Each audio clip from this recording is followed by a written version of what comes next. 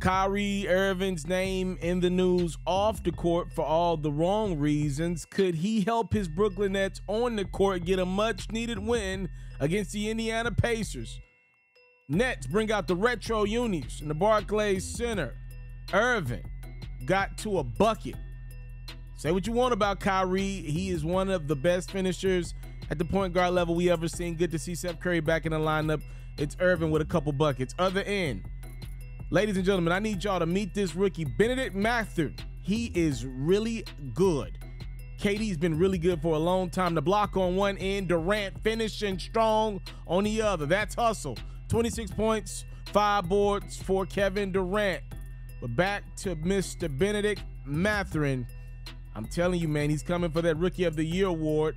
Tyrese Halliburton gonna help him get it. Halliburton down the lane and the score. We go into the locker room with a tight one. In the third, it's Irving. 3 of his 35 points. Brooklyn takes the 2-point lead. Pacers ain't done just yet, though. Halliburton getting a look up and getting it to drop down.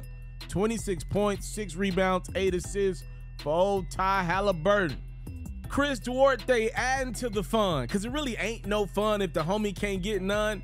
The Pacers go 23 of 46 from the three-point line. That's 50%. And it was all headlined by a young star in the rising. Bennedict Mathurin, a career-high 32 points for the rookie. I'm telling y'all, he's good. Pacers get the road win by 9. The Nets have now lost 4 in a row. They're 1-5 thus far this season. So after the Nets lost, Kyrie Irving took to the podium. And I'm not going to lie to you guys, ESPN's own, my former coworker, Nick Friedel, he really went at Irving in a major way. I mean, this got pretty testy. Irving pretty much said, I'm in a unique position to have a level of influence on my community. What I post does not mean that I support everything that's being said. There's things being posted every day. I'm no different than the next human being, so don't treat me any different. That's kind of like a walking contradiction. Again, this all stems back to Irving posting a movie that is deemed to be anti-Semitic in its content. When asked, is Kyrie Irving's post on social media a distraction? KD said it's absolutely not. The only impact is you guys and everybody outside the locker room. How about head coach Steve Nash? I'm going to talk about him more in a second. Nash said, I don't think our group is overly affected by the situation. We've had so many situations over the last 2.5 years that I think we've kind of built an immunity to it. I also think our guys aren't that familiar with the material. So if we get a minute to breathe and got a deeper understanding of what actually are the details here, then we will. But right now, I think the guys are trying to focus on the game. I think the organization has stepped up and made a strong statement on their beliefs, and you'll be able to hear from Kyrie when it's his turn to talk. I'm so disappointed in Steve Nash. I gotta ask this question. I do gotta ask this one. Is Steve Nash broke? Now hear me out real quick. Steve Nash was not just a good player. He was a great player, a back-to-back MVP in this league. Again, I know the money is great in this era versus the last era, but I would think Steve Nash is a well-invested man. He seems to be a very smart man.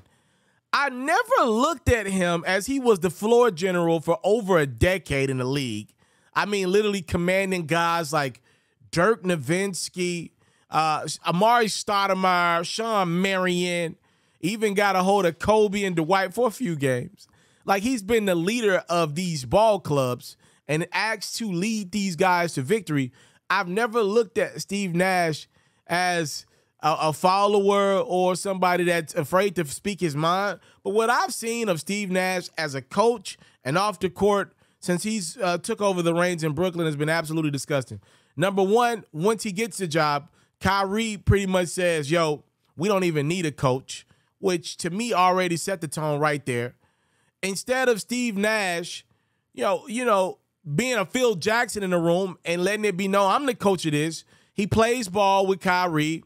And then, look, last offseason, it was reported that Durant wanted Steve Nash out of Brooklyn. All we've seen Nash do is play ball with KD. Again, these are his players. What I'm trying to say is I think the Brooklyn Nets on the court and off the court need a more demonstrative personality. Like, be Phil Jackson, bro. I know that's easier said than done, but that's what I think this Nets team needs. I'm listening to this guy in these post-game interviews. He ain't got much at all to say. Well, where's the leadership in the coach? He's already seemingly not a good coach. It would be nice to have a leader when things are going afraid. Between Kyrie and Nick, Nick went at Kai. You know, he went at him heavy over these comments, and Kai didn't have much as a response, which I'm used to at this point in the game. But hey, Kyrie has this built-in fan base that no matter what he does, y'all riding with Kai. He's y'all guy. I get it. I just want to let it be known. All you Kyrie Irving fans, Nike has stepped away from Kyrie Irving. The Brooklyn Nets are about 7 months. If they make it 7 more months, they're going to be stepping away from Kyrie Irving. And I want y'all to ride it with Kyrie Irving to his next destination, which will probably be his final one in the league. You hear me?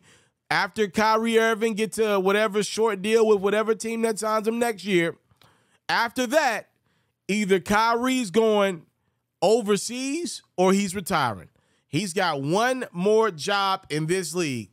I'm telling y'all that. I think Russ is in his last year. Kyrie's got one more job in this league. You guys agree with these comments? I ain't watched the film, but I know Kyrie. And I know Kyrie does that Kanye thing where he'll say something and then act like he didn't say it. He'll throw a rock, then go hide his hands. You post a movie on your platform with millions of followers. Out of one side of your mouth, you say, my platform, my position is different from anybody else. And then when the post goes left, I'm not any different from any other human. You're talking out of both sides of your mouth.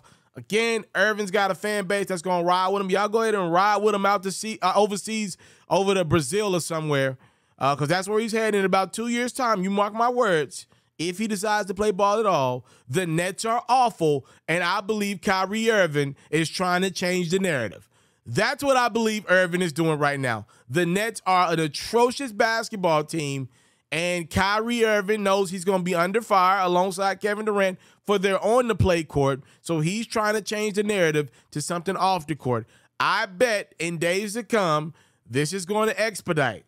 Meaning if the Nets continue to lose basketball games, only if they continue to lose, we're going to see Irving do more Kanye West type stuff off the court to try to change the narrative of what's going on the court. Just mark my words. Just mark my words. What's going to happen? If the Nets win games, hey, maybe Kyrie focuses on basketball. But if I'm Kevin Durant, why do I have to do this with my career? This is why I demanded a trade from y'all last offseason.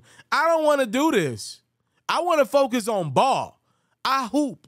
My legacy matters to me. I don't want to get caught up in this Kyrie Irving stuff night to night. He's my mans, and I'm going to publicly ride for my mans. But behind the scenes, I don't want to do this. I want to play ball. This is unnecessary drama from a guy that doesn't understand his power in this league.